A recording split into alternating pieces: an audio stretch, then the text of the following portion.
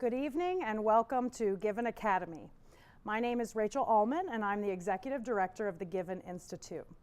Given activates the gifts of women for the church and for the world, and we do this through our annual Catholic Young Women's Leadership Forum, our Art of Accompaniment mentoring program, and our wider Given network that offers for women of all ages and stages in life the opportunity for faith formation and leadership training.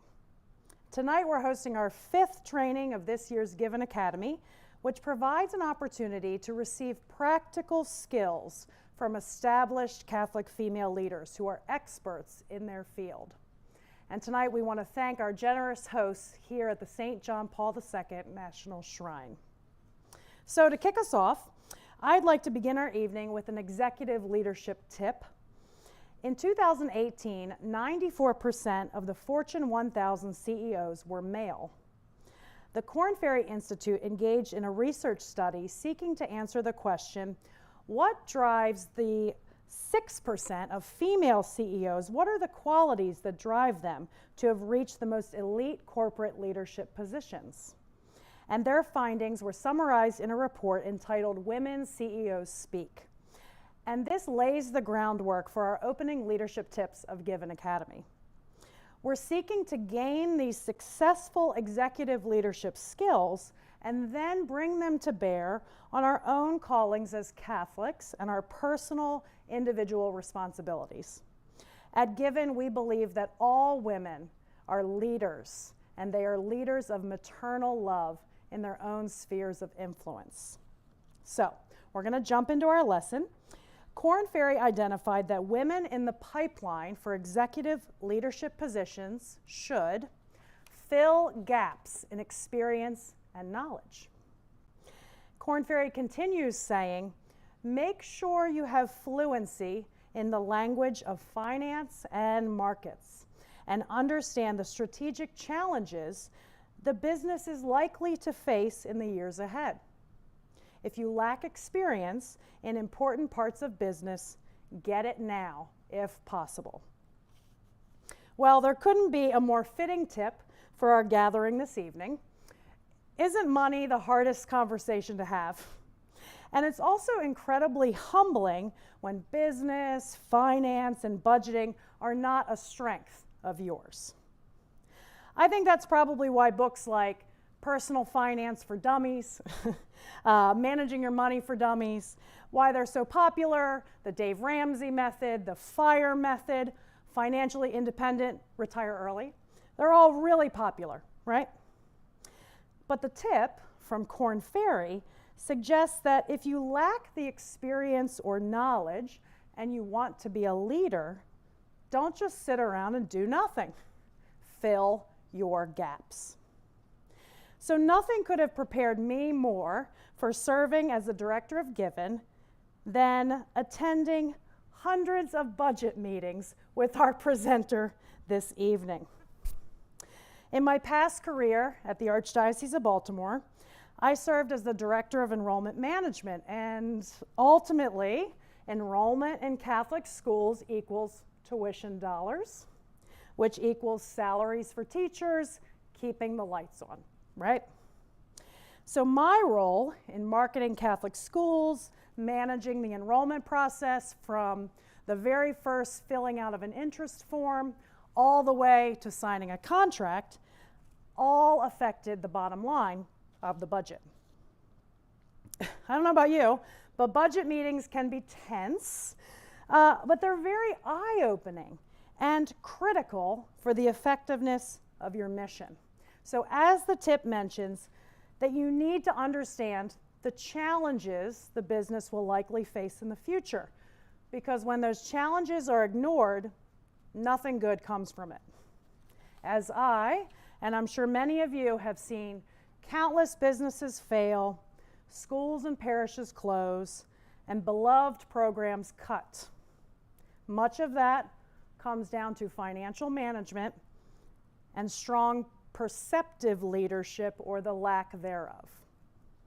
So my tip for you this evening is to fill your gaps, and a very easy way to do that is to volunteer to serve on your local parish council Or maybe your child's school parent-teacher association, local nonprofit organizations, board of directors. You know, all of these organizations have a budget, they manage money, and to be seated in the meetings discussing the profit and loss statements, the monthly financial reports, you will ultimately gain new knowledge and experience to help you grow your leadership toolbox. And you'll be serving the church and the world in return with your entrepreneurial and innovative ideas, and of course, a commitment to prayer for the organization's mission. So, I would now like to welcome our presenter for the evening. It's my pleasure to introduce my friend and former colleague, Ashley Conley, who will lead us in tonight's training entitled From Water into Wine, a Practical and Pastoral Approach to Turn Resources into Impact. Welcome, Ashley.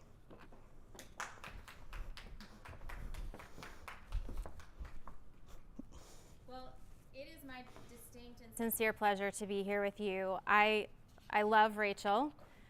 We had some great times together. We learned a lot. We grew, and it's so fantastic when you get to share what you've learned over the years with those who are coming before you or coming along with you. And so the key words in this presentation is really impact. What I want to do is I want to qualify you. I titled this presentation, there's a whole group of presentations with it, Qualifying the Called, and someone said to me, well, that's a Protestant term.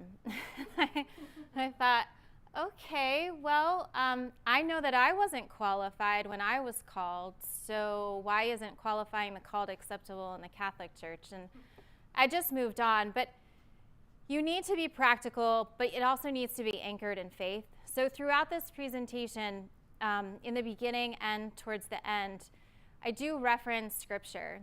What I've learned in the Catholic Church is if you want to get people's attention, a lot of times you do have to bring it back and show that it's supported in scripture in some way, shape, or form. So I'm going to try and do that for you.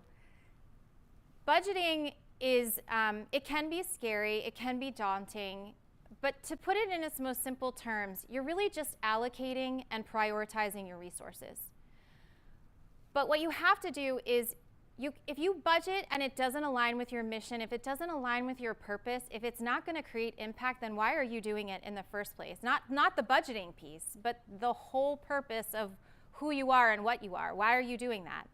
If you're not trying to align your resources to that purpose and that impact. So the first thing that we start with here is Matthew's gospel. And in this gospel, Jesus is transforming 5 loaves, 2 fishes to feed 5,000 people. We have limited resources in the Catholic Church, in nonprofits, in the world. So how do you take what you have and transform them into adequate resources to serve who you need to serve? So let's talk about why you budget first. You are a business. I can't tell you how many times I walked into a parish or school and the priest or principal would say to me, but we're not a business. Don't treat us like a business. I'm sorry, but you are. You pay taxes. You have to make sure your employees get paid. You have to make sure your deposits get into the bank account. You have to report your financials. So you are a business in every shape and form. You may not have the same goal as a business, but you do have transactional aspects of a business. You have limited resources. You don't have everything you need. You never will. So you have to be able to figure out how those resources are going to serve you best. It supports the mission. Having a budget and being responsible enough to have that budget, that is going to help you support your mission. You can achieve your objectives. If you don't have a plan, one of the sayings actually in one of the books that's used in the seminary to teach administration to seminarians is, poorly squandered resources will result in a lack of survival. So if you don't have resources that are delegated and relegated to certain objectives, you're not likely to survive. Either the program's not going to survive or the whole organization's not going to survive. Budgets help assist you in decision making. If you're a school and you need to hire a new teacher halfway through the year, you look at the budget, you decide what salary you can offer based on what you can afford. That's not the only decision that goes into that offering of a new position, but it is one of them. Budgets do give you flexibility. The perception is that budgets are rigid, but they do give you flexibility as long as you're monitoring them and you know what your actual results are compared to that budget. Budgets require accountability. If you budget and you don't hold people accountable for the results of that budget, then there's a lack of purpose in that budget. Budgets also help to mitigate risk. They also help create a performance management benchmark. So you compare your actual results back to what you budgeted. And finally, your budget helps you ensure viability. Again, poorly squandered resources can result in a lack of sustainability and a lack of survival. So what are budgets? There's a couple different ways that I can define this. It's part of the planning process. There's one thing that I want to make sure everyone understands. A strategic plan is not a business plan. A strategic plan is really a 3 to 5 year short-term plan that supports your business plan. But your business plan defines for your whole reason for being. A budget is a component of your planning process. It's a 1 year component of your strategic plan, essentially. Your strategic plan should include a 3 to 5 year financial plan, and the budget is one year of that. It's a way to coordinate your resources. I keep talking about resources. It's a way to bring them together to make sure that they're all working together. Another way to put it is you're itemizing your inflows, you're itemizing your outflows, you're comparing them. It's another definition, it's a systematic outline for meeting your obligations during a certain period of time. I'm not trying to, weigh down your mind with all of these different ways to define a budget. What I'm trying to do is you pick the best one that helps you understand what a budget is and makes you comfortable in the budgeting process. It shouldn't be scary. It should become second nature, and it should become something that you look forward to because it can be a way for you to be innovative. A budget, like I said before, is a benchmark. It's something to compare your actual results to. This is extremely important. Budgets are only as good as the effort you put into creating them. If you rush through them, if it's top down, if it's only bottom up, if it's only one person doing it, it's not going to be meaningful. It's not going to give you the flexibility that you need. It's also a prioritization of what you value. So if you value evangelization, but yet you cut the evangelization budget in half, that means you don't value evangelization. There are several different kinds of budgets. So there's a master budget. It includes the operating and the financial budget. You don't always have to have a master budget if you're a simple program within a church. Or if you're a school, you don't necessarily have a master budget because you don't have a lot of different departments. The operating budget is one component of the master budget. It's generally an annual budget, and it tells you what your revenues and expenses are going to be for the year. Within that operating budget, you might have programmatic budgets, department budgets, or just simply activity-based budgets. So your youth ministry might be a program, a department, or the youth ministry really might be just one simple activity, depending on what your parish. The other part of the master budget is the financial budget. So this is a little different. This is where you take the operating budget and you translate it into cash inflows and outflows. And you're actually forecasting when cash is going to come in and when cash is going to go out throughout the year. They don't necessarily align, and that's because of an accounting method called the accrual method of accounting. But it's also because you expect that you're going to collect $2 million in tuition, but sometimes people don't actually pay you $2 million in tuition.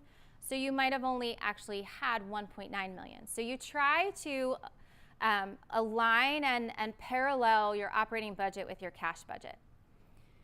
A capital budget is another piece of the financial component of the master budget, but it's really for a capital project. You're going to build a building, you're going to significantly renovate part of your structure, you're going to put in new equipment, maybe you're going to redo your entire technology base. That's a capital budget. Then you have a special purpose budget. Let's say you've developed a task force to try and identify a new program that you want to implement at your particular parish or at your school. You could create a special purpose budget for that. Really, it's trying to do the same thing. It's trying to identify inflows and outflows and make sure you have the right amount of resources to meet your needs, but also to drive impact. There's 4 different methods of budgeting: incremental, activity-based, value proposition, and zero-based budgeting.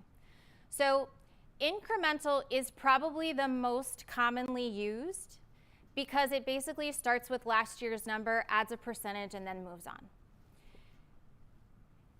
It's simple and it's easy. You take the numbers out of your accounting system, drop them in a spreadsheet, create a formula with a percentage in it, and then you've created your budget. You use this when your cost drivers don't really change from year to year. So that's why a lot of parishes use it. Cost drivers don't generally change. We're made up of buildings and we're made up of bodies.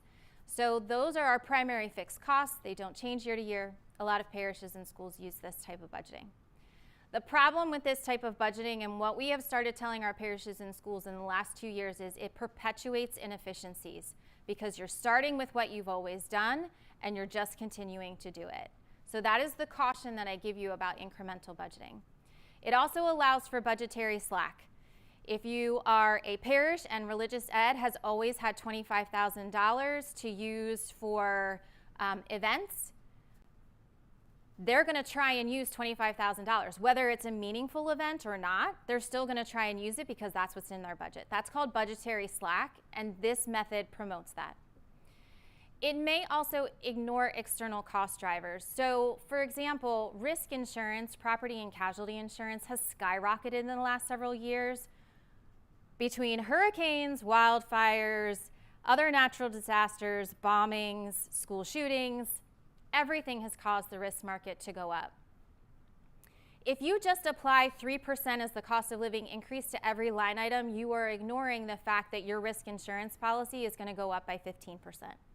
So that's another caution for this incremental budgeting. But it is the easiest to use and it's the most common.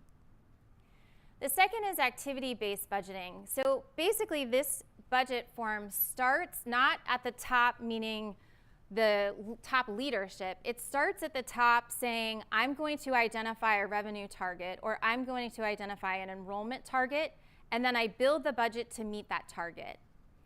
So in this method, the inputs and the costs are always trying to come together to meet that determined level at the top. That's why it's called a top-down approach. It's almost hybridly used in a school environment because a lot of times schools do start with enrollment first and say our enrollment is going to be 250 students, and then they build the budget based off of that. So while this is, you can actually do activity-based budgeting and incremental budgeting really at the same time. The next one is value proposition budgeting.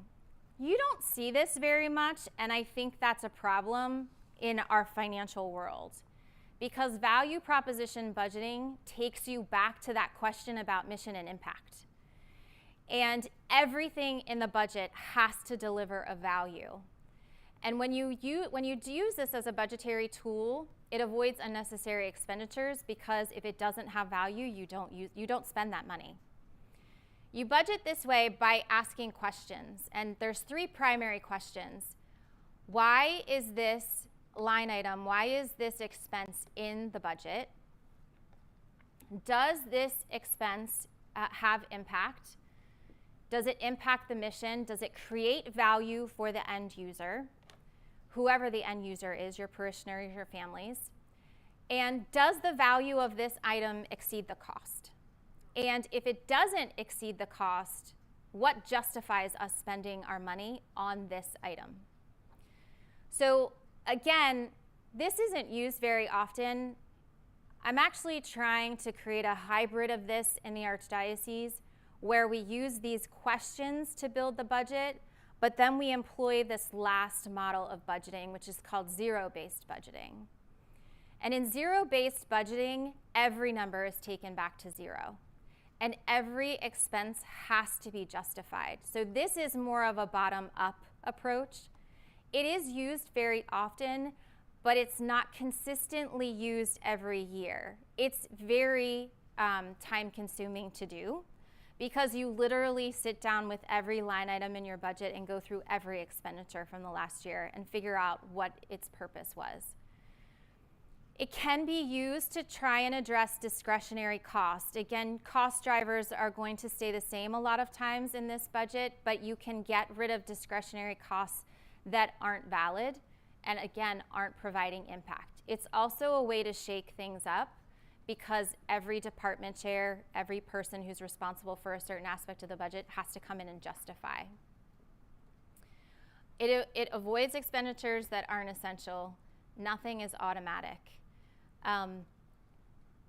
This is a great tool if you are a new leader coming into an organization.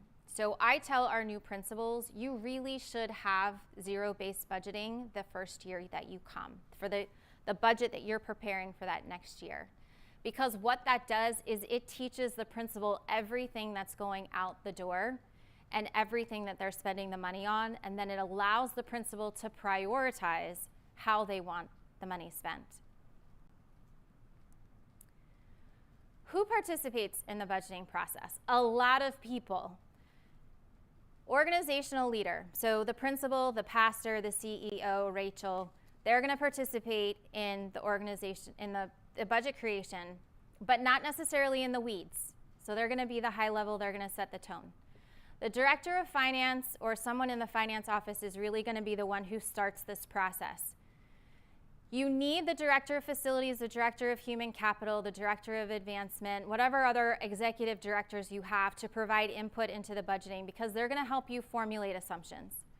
And then any programs or ministries or department leads also have to provide input to the budget. That's the internal leadership that are going to be used in this process. But you also need to look towards external leadership as well. So your boards, your committees, your finance councils, your standing committees, all of those are going to play some role either in the creation of the budget or in the monitoring of the budget or the approval of the budget. But here I also want to caution you, it is not going to help you if you let these boards and committees actually create the budget. It will make life miserable for you. Because number one, they're not there on a day-to-day basis, so they really don't understand everything that's going on. Number two, they're not there on a day-to-day basis, so they can't monitor what's happening with the budget and what they created. So while you need their assistance, you don't want them to be the primary input. You also need to look to partners. So if you're a school and you're at a parish, your parish is the partner. If you're a nonprofit and you serve parishes, those parishes are your partner, but the parish looks to you as the nonprofit as a partner too. So there is a back and forth where nonprofits help each other form budgets. You can share assumptions, share insights, share research. If you are a parish, if you're a school, the diocese, the archdiocese, those can also help. We provide a lot of the assumptions to our parishes and schools regarding health insurance benefits, risk insurance, what we're seeing from an offertory perspective. And then you may need to call on consultants. So investment bankers could be a primary consultant. Engineers, if you need to do something with your facilities, are another form of outside help. So there's really 5 steps. You ask questions first, you develop your assumptions, your research, then you reflect. That's missing typically from a lot of budget presentations, but you reflect. Then you gather data, you form your assumptions, and you develop your projections. So simple, right? With your assumptions and projections, first you need to identify your primary revenue and expense drivers. So enrollment is a primary revenue or expense driver. Mass attendance is a primary revenue or expense driver. If you are the organization L'Arche, then the people living in that home are the primary expense driver. Then you look to historical, internal and external trends and different patterns, and you use that to form your assumptions. This doesn't mean that you're using the incremental form of budgeting. It just means that you're using all your available resources and research to try and form your assumptions. What are the current internal and external trends that you're experiencing? What level of certainty do you need in order to put something into the budget? So our general rule of thumb is if you are applying for a grant and you don't have a piece of paper in writing that says you've been awarded that grant, you don't budget the grant. So really you want something to be probable and estimable when you budget it. What sources will be used for various projections? So am I going to get my risk insurance increase from the Archdiocese?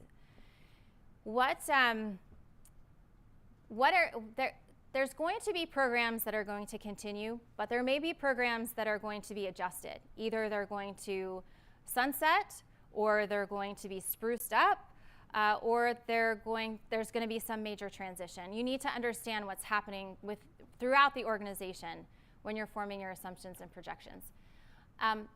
You also have to go back to your business plan and your strategic plan. Remember, they're two different things. Your business plan is essentially your plan for life of the organization. Your strategic plan is what you're going to do in 3 to 5 years. So you have to go back to those and look at what that calls for. And then the last question, and I try to put the most important piece as the last question because I want to leave you with that question before we transition to the next slide. What do I need in this budget to make sure that I am supporting the mission and the mission quality?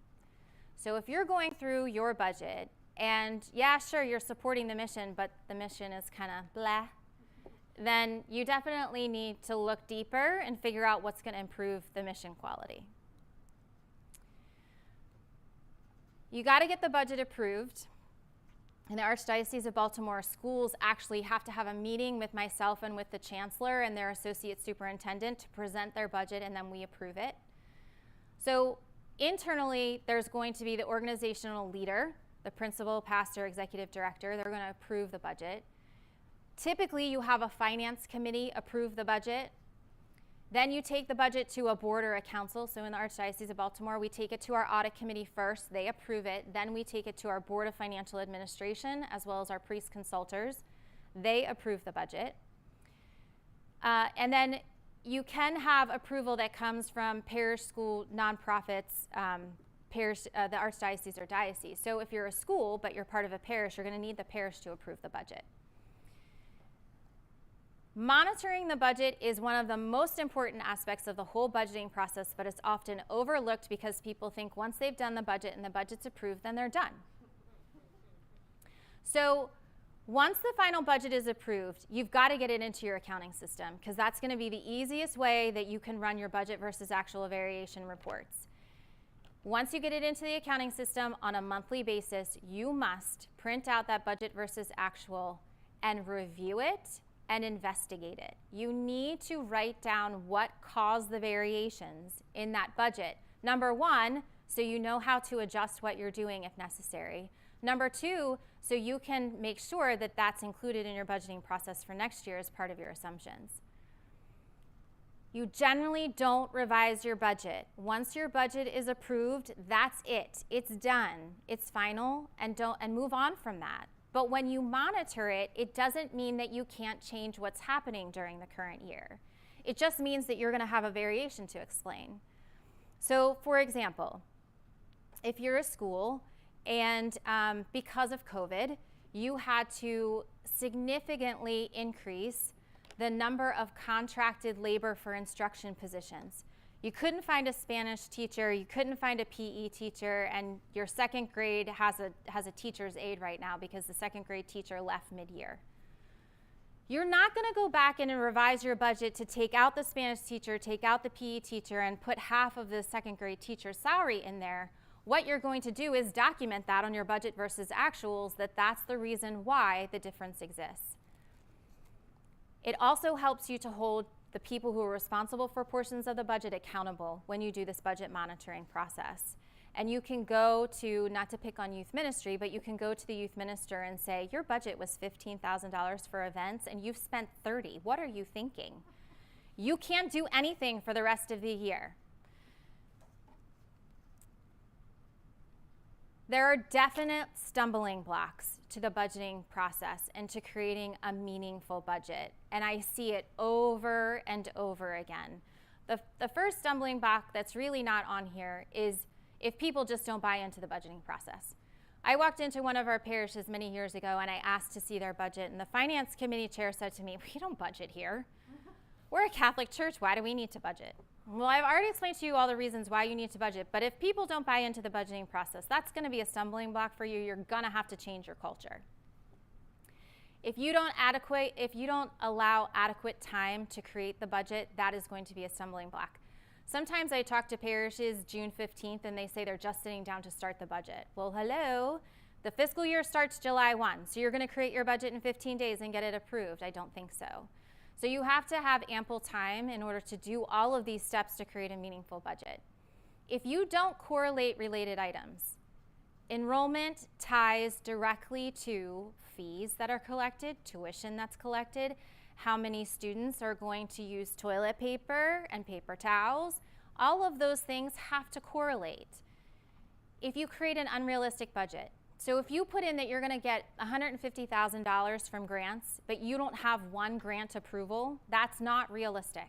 You're not going to get all of them. No one ever does. If it's an individual effort, if Rachel is the only one in Given who's creating the budget, then generally the budget's not gonna be that meaningful. So I hope you're not doing that. Okay.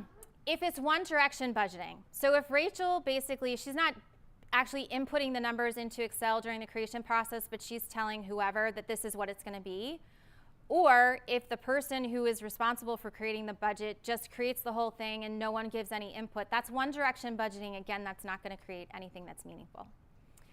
If there's no effort to identify or correct inefficiencies, so that's why the zero-based budgeting can be very helpful, because it can help identify those inefficiencies.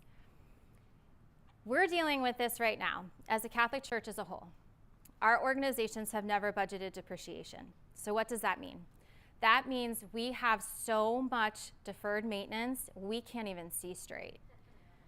When you budget depreciation, it doesn't mean that you're spending that money every year. It means you're building a reserve to handle future costs related to your facility.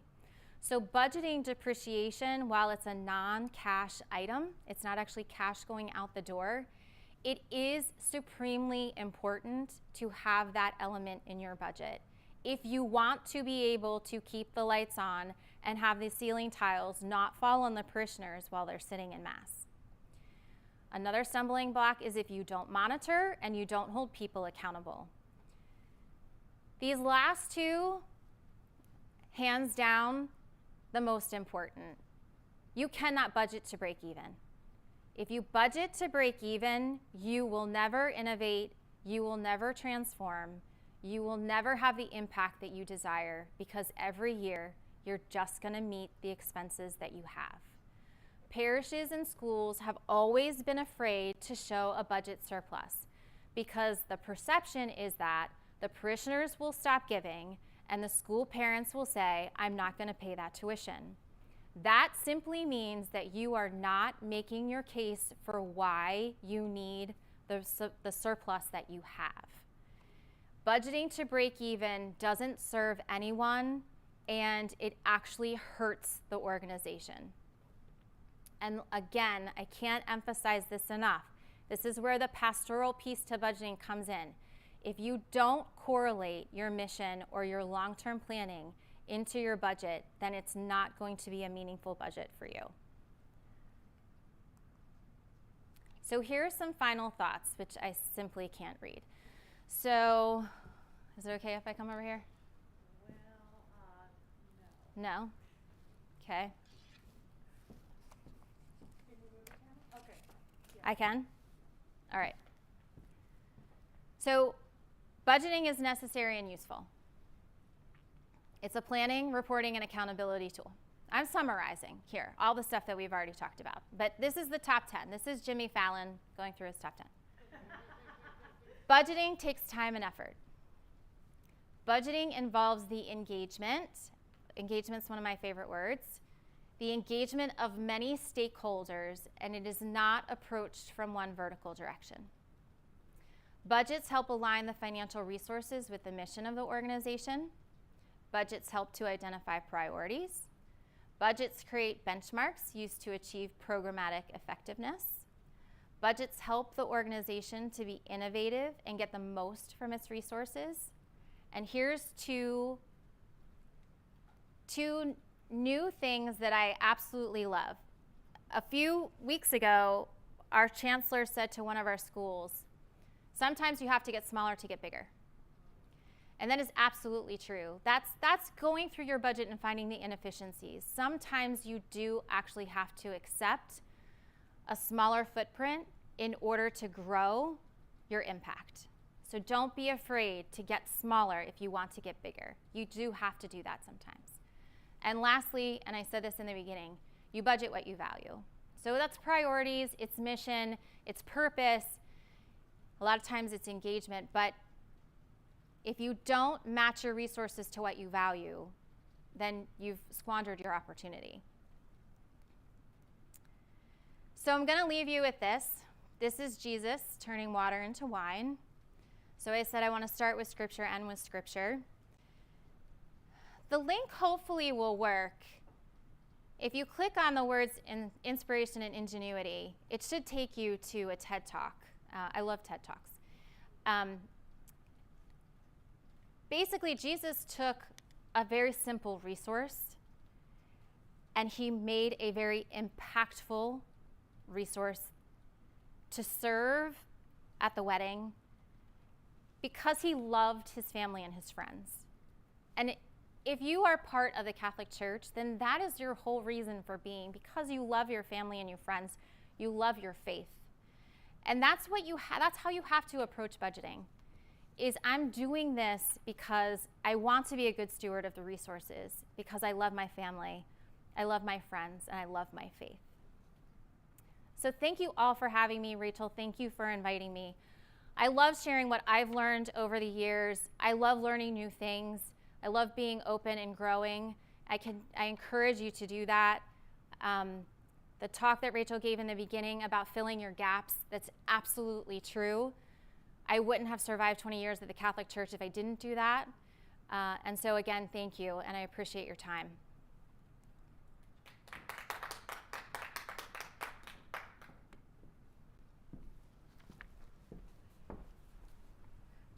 Ashley, thank you so much for that amazing discussion. Before we get started, I just want to briefly introduce myself. My name is Sagra Alvarado-Hardy, and I have been the moderator for the Given Academy series. So just a brief reminder, I invite you all to enter your questions into the chat so we can kick off the discussion and get started in the conversation part of the night. Thanks. Oh my goodness. I come from an arts and humanities major, so finance and money and budgeting intimidate me, but I found your conversation and your presentation so approachable and so pragmatic. Thanks. And so before we get too into the weeds of it, I wanted to ask a personal question and just see what got you started in this field of budgeting and money, and how you were able to combine this education with service to the church. So that's very interesting. I went to University of Delaware, and I was sitting in my big lecture hall because I was an education major, and the professor said, good luck if you want a job in education, because the teachers who are there, they're not retiring, and school systems just basically aren't hiring teachers. So I thought, okay, well, I do want a job when I graduate, so what else could I do? So I ended up with accounting. I'm really not exactly sure how. I started out at Arthur Andersen, and then I was really, really unhappy. I felt like I was just helping big pockets get bigger. And so I went to Vermont with my husband, and I was so distraught. But when we came back, I had a peace that God wanted me to work for the Catholic Church. In fact, the CFO had asked me about 5 times to come work for him. And the excuse they kept telling my husband was there's 5 different colors of carpet, teal carpet on the 2nd floor, and I can't deal with that, which sounds so superficial, which is really why it was a horrible excuse, because there was no reason why I shouldn't go work for the Catholic Church. So that's how I ended up at the Catholic Church. I do ask myself quite often, why have I stayed? And I stay because I'm still challenged. There's still a lot of things that I want to affect from a change perspective. I still think that there's a lot of things that I can do that will have impact and help our church. And so I've been there for almost 22 years, and I've stayed because I love it. And even though there are days where I want to, gouge my eyes out, I do think that I can still make an impact. So that's why I'm still there. Well, in light of that, I noticed that you mentioned your husband is involved in these decisions, and you have a 22-plus career in the church.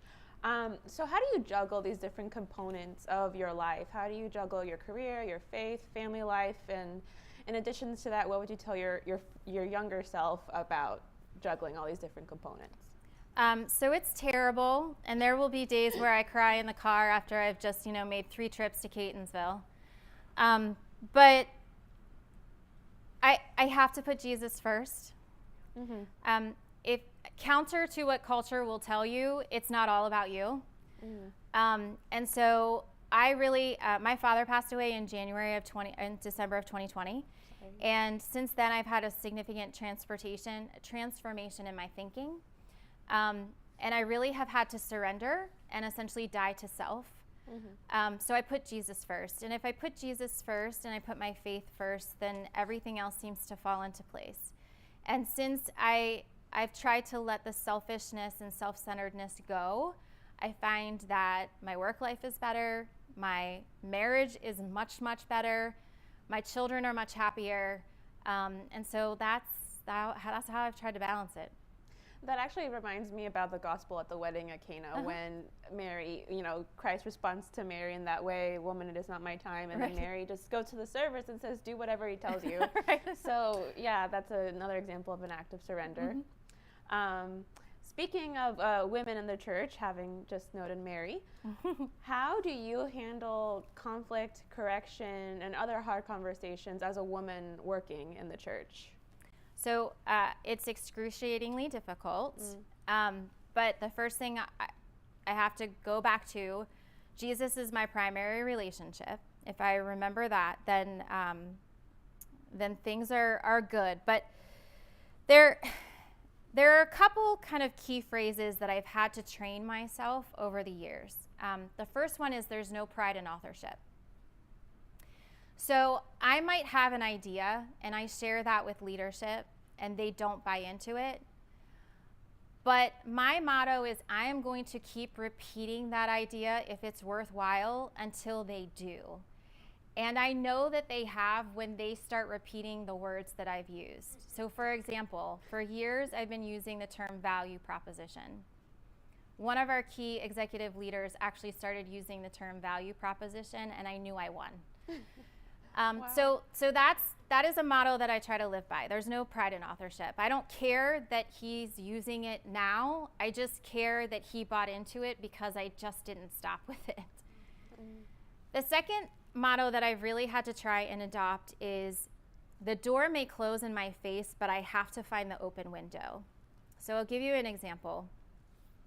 There was an opportunity for a task force that was being developed, and I wanted to be on the task force. So I asked specifically to be on the task force, and I actually asked several people to recommend me to be on the task force. And then I wasn't on the task force. So I asked who was. And I love men, I'm not trying to bash them, but the task force was made up of men that were all white, gray-haired, 55 to 65-year-olds who all had financial backgrounds. And I said to my boss, I mean no disrespect. However, how can you be innovative when everyone looks the same, thinks the same, and comes from the same background? Right. So the door to the task force closed in my face because I had created all of these new ideas that I wanted to present at the task force. That door had shut. But what I did was I kept looking for the opportunity to share those. And eventually a very small crack in the window opened and I was able to share those. Now, nothing has really happened from that, but I know that I planted the seed. And so at some point that seed is going to grow. But what I would also say is if the door closes, look for the open window. Another motto is show people the mirror. So it was explained to us in church one time that turning the other cheek didn't mean that Jesus was a coward and that he was asking you to be a coward. Right. It meant that he was asking you to show people what they looked like, what they were acting like, what they were doing, so that they saw what was happening. And sometimes you just have to do that. Sometimes you have to walk into that person's office and have the difficult conversation saying, why did you do that? Please help me understand, because right now I don't, and I'm angry about it or I'm frustrated about it. The other thing that you have to do is you have to not really take things that personally. So as a woman, you're going to be called bossy, you're going to be called aggressive, you're going to be called emotional. What I like to do is I like to reframe that and say, no, I'm passionate and I'm faith-filled and I believe in what I'm trying to tell you. So don't take things personally, always reframe. And the last thing that I'll say for that is a very, very well-respected woman in the Catholic Church said to me, you need to have a mentor that looks like you and a mentor that doesn't look like you. Right. And so I have tried to make sure that not only do I have those two different types of mentors, but that I have a support group of women who I know and trust, and we can get together and laugh, or we can get together and cry and commiserate about what's happening. But it's really important to surround yourself with people who can help you through those times when it is really hard. I think that is all very helpful advice and something even I could take in my own career path that has nothing to do with finance or budgeting, but I think it's very applicable for different stages in women's life as a professional. Speaking of, well, getting into budgeting, more like it, how often should someone review their budget and how reasonably could they stick to it? For example, you were talking about budgets versus actuals. So how frequently throughout the year should they be doing that? At least every month. There's no question, no negotiation. Every month you review your budget versus actual results. How reasonable can your budget possibly be? It depends on the work that you put into it. Right. So if you don't have the right people, if you don't have the right assumptions, if you haven't done enough research to ask enough questions, then your budget isn't going to be reasonable. Okay. On a similar note, how does financial responsibility help you grow as a leader?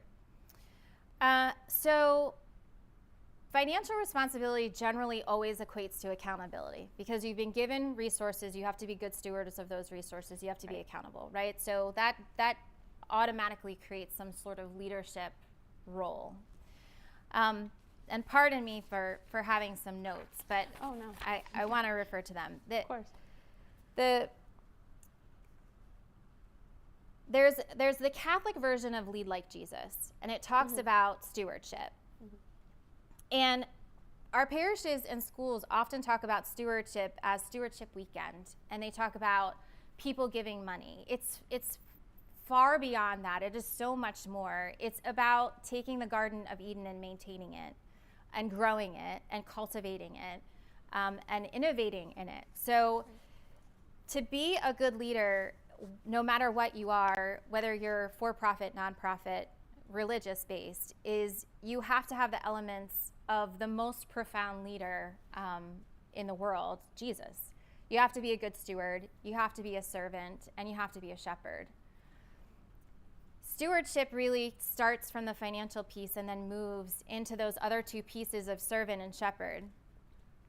My group at the Archdiocese, we have 3 pillars that we live by.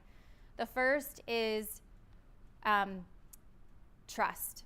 I have to build a trust with you, but I can only do that by building a personal relationship with you, because I can't serve you, I can't address your financial issues I can't help you determine what your needs are if I don't have a personal relationship with you and you trust me.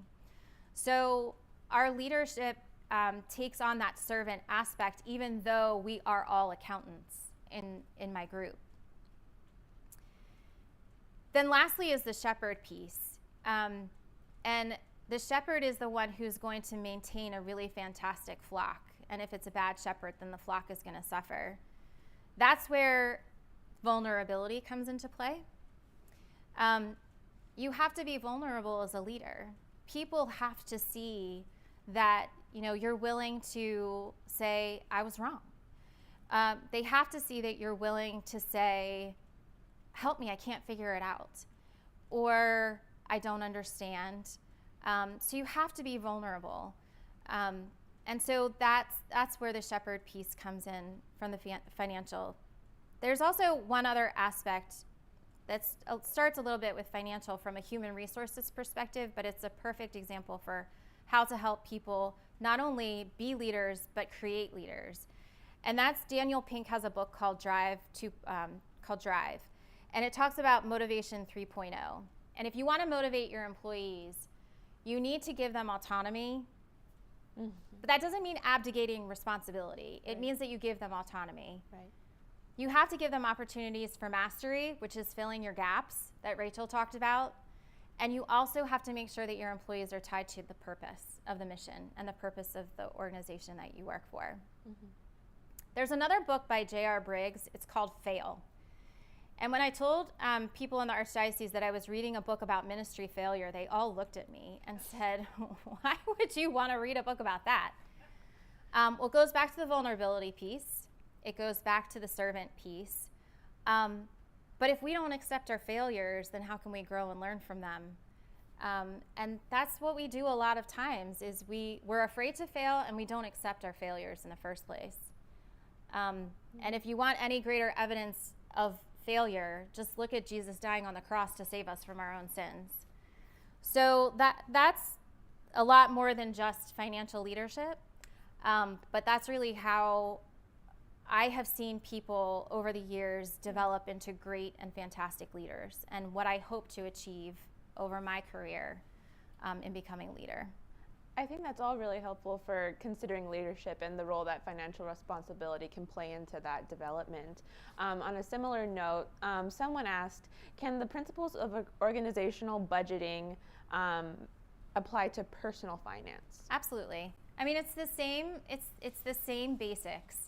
You have resources, you have your paycheck, maybe you have some investment earnings, maybe you have a house that you rent, you have various sources of income. And then you have various expenditures. You have a mortgage payment, you have taxes. So the same concepts equate to personal finance as well. It is really about allocating your resources to what your priorities are. If your priorities are going out to dinner every night, then that's how you're going to allocate your resources. But I can promise you, if you're not paying your mortgage because you're going to dinner every night, then you're squandering your resources and you might not survive. Wow. That wasn't my question. That was a question from the audience. But I was actually thinking that too during the presentation because I'm a newlywed and I'm starting to budget with my husband and our household. Have fun with that. So I was taking notes and I'm like, okay, budget versus actuals. Yeah. Well, speaking of tough decisions, we have a question. Are there any prayers that have been particularly helpful when having to make tough decisions? So tough decisions in regards to work life, perhaps. Wow, that is a fantastic question. I pray the rosary every morning. So I would say that when I am praying the rosary, I'm also offering up many of those tough decisions in the morning. That's how I start my day before my feet hit the floor. I say the rosary. There isn't necessarily one prayer, but I do have, if you look at my monitor on my desk, I have probably 50 sticky notes all surrounding it with excerpts from the reflections that come every morning from Notre Dame or Dynamic Catholic or wherever, homilies from various people. And so during the pandemic, when I sat down to work, because we're all working from home, there was a sticky note, and it says, the only thing on that sticky note says, "All for you, Lord, it's all for you." And so I would look at that every day when I was putting in 15 hours a day trying to get every parish and school a PPP loan. So I would say that I find inspiration from various places, whether it's a song that's on the radio, or my sticky notes on my monitor, or a reflection that comes through that day. But I know 2 prayers that help me would be, I say, "Lord, be with me," because usually I'm too emotional to think of anything more elaborate. So I just say, "Jesus, be with me." Or I just say, "Come, Holy Spirit." And I stick to like 3-word prayers in the thick of it. I do use the "Come, Holy Spirit." Yeah. Because sometimes, so if you know me, I am very socially shy. But professionally, I'm fine with standing up on the stage and speaking. I would never have guessed that you would. Yeah, you wouldn't, but I'm a wallflower. I would stand in the corner. So a lot of times before I'll get up to speak, I actually need to humble myself. I guess because I'm confident in my professional career and my experiences, I'm not afraid to get up on stage. And I need the reminder to humble myself. So I do say, "Come, Holy Spirit." I don't say, "Come, Holy Spirit." I basically say, "Holy Spirit, take over my mouth." That works.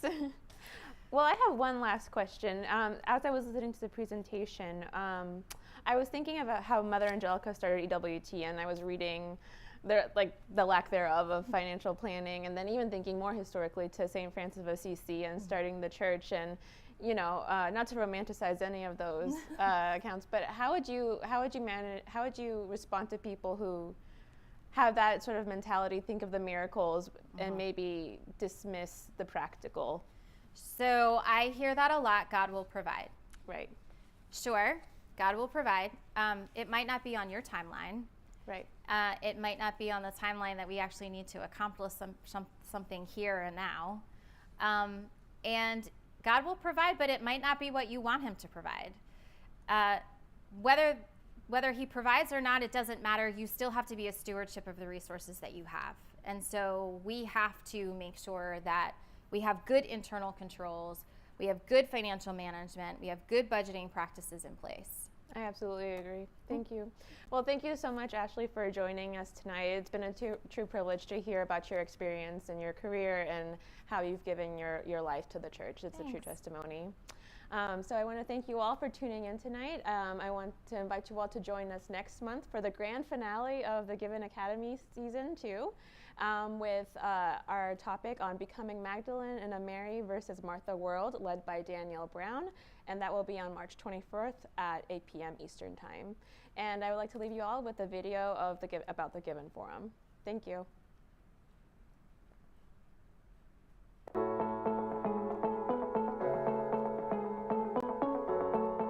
My talk at the Given Forum was about releasing women in their gifts and telling them that each of them have a unique gift and that they are not a problem to be solved, but actually they're an answer to an ache in the world. That they are an actual answer, that they have a gift that is completely, uniquely their own, that the Lord has implanted in them to bloom and flourish, to display His glory through them and with them, and just the power of sisterhood and not coming together in a spirit of competition, but in a spirit of celebration and collaboration. I would say for any young adult woman that you want to journey with people, that you want someone to mentor you and come alongside you, that you don't have to do this in isolation, that you can do this within community, and that you have a group of women, lay women, religious sisters, single women, to come around you to launch you into your giftedness into the world.